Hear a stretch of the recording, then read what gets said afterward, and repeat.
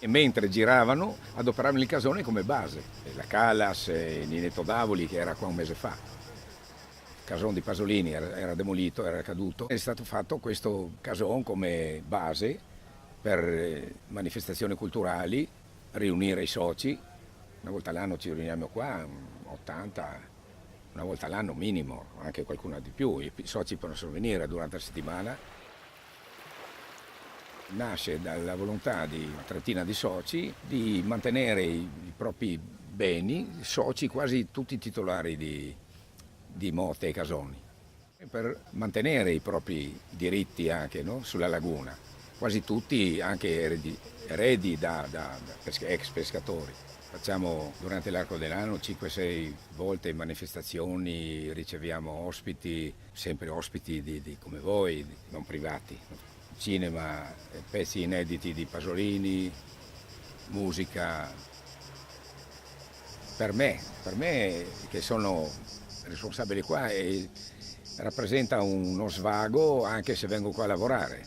Uno svago, un divertimento, perché piuttosto che stare in paese, passare il giorno anche a fare niente, qua anche lavorando ci si diverte. Di pesca non se ne parla più. E i problemi dell'escavazione dei canali, della costruzione delle motte, di abusivismo. L'usufrutto della laguna, come si adopera la laguna, quello è importante.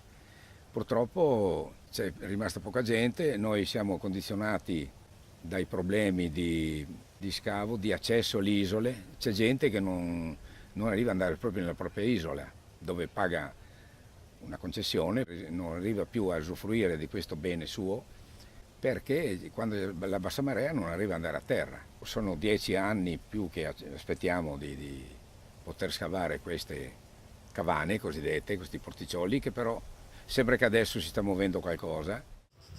Siamo in fase di accatastamento dei beni di tutti quanti, questa gente che ha ereditato queste isole dai loro avi, i nonni, i bisnonni, eccetera.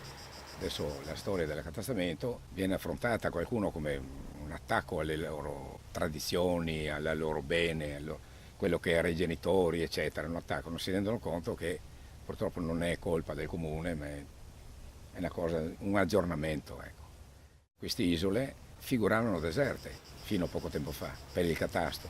Invece chi doveva controllare ha controllato e ha visto che ci sono delle costruzioni e adesso si arriva al dunque e c'è gente che ha avuto difficoltà anche di pagarsi le spese, 1.600-2.000 euro sono un problema, specialmente quelli pescatori che hanno ereditato queste isole che hanno delle pensioni bassissime, non pescano più in laguna, vivono a grado e praticamente questa cosa la adoperano saltuariamente. Prima non pagano niente e andava bene, adesso era libero, la costruzione era libera, nessuno chiedeva a nessuno di niente, dove vedeva uno spazio libero, una parte alta della laguna dove si poteva costruire, costruiva, fino tra la prima e la seconda guerra. Dopo sono cominciate un po' delle regole a venire fuori.